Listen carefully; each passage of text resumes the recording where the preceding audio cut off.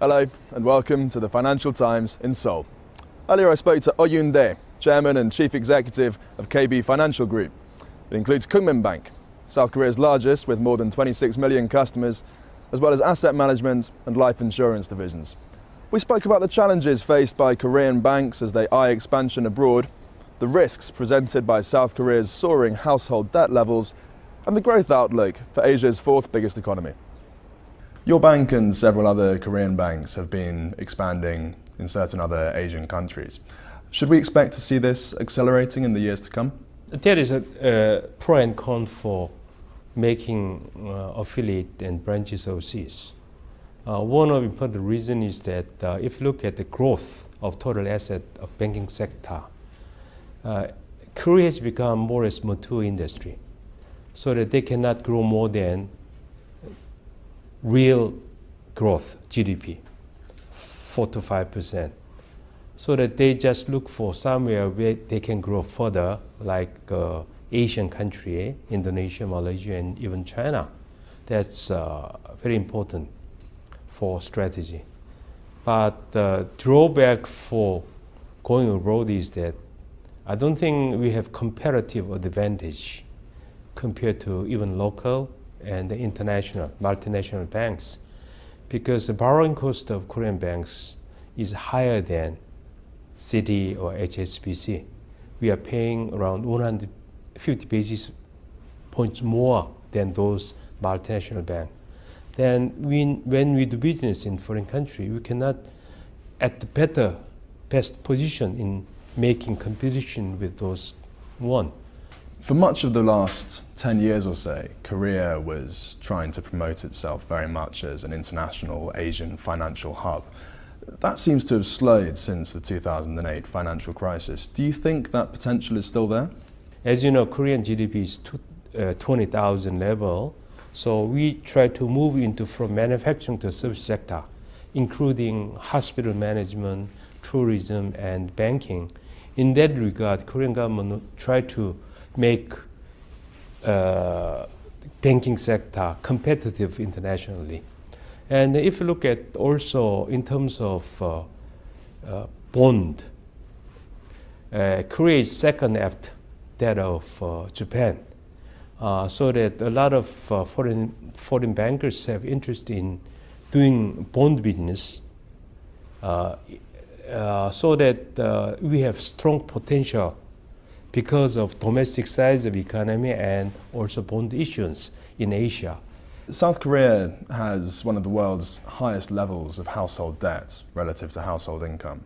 Do you see this as a potential financial systemic risk? Yes, definitely, because by having around 30% of indebtedness of household to their income, it is higher compared to other countries.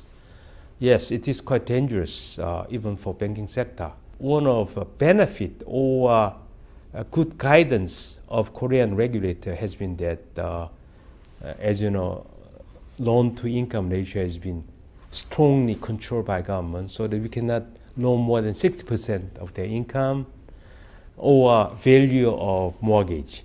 So that still we have room of 30%, unlike the case of United States, where even loan by commercial bank has been higher than the market value of the mortgage, but still we have a cushion. But if the economy is going worse and worse because of international economic slowdown, that will have definitely have impact on Korean commercial bank. We've been hearing a lot of talk in the run-up to the general election about economic democratization. What sort of changes do you think we can expect? Economic democratization is necessary, but nobody knows what is the contents of economic democratization. And also, I don't think those guys are smarter than business person. It is just populism coming from elections. And then when that is over, by doing good things by those big corporations, and the pressure coming from both politicians and government will be reduced toward them. But important thing is that also big corporations should change themselves.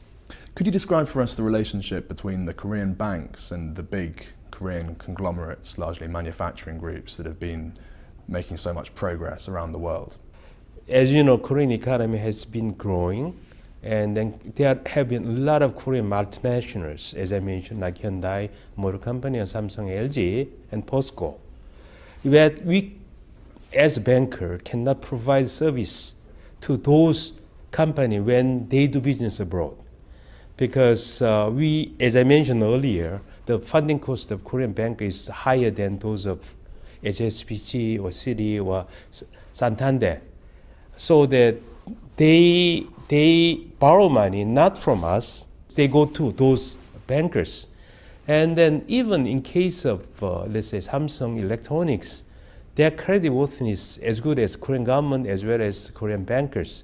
So it is cheaper for them to go directly rather than rely on banking sector. And that kind of situation has been created during the process of 3 decades, because those foreign banks have been in Korea and doing business with Korean multinational, at the time, Korean bigger corporations.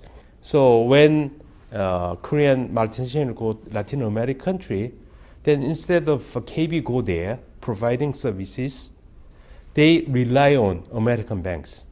So that is a very important reason why Korean commercial bank cannot be expanded as Korean industry did. Mr. Roon, thank you very much for joining us today.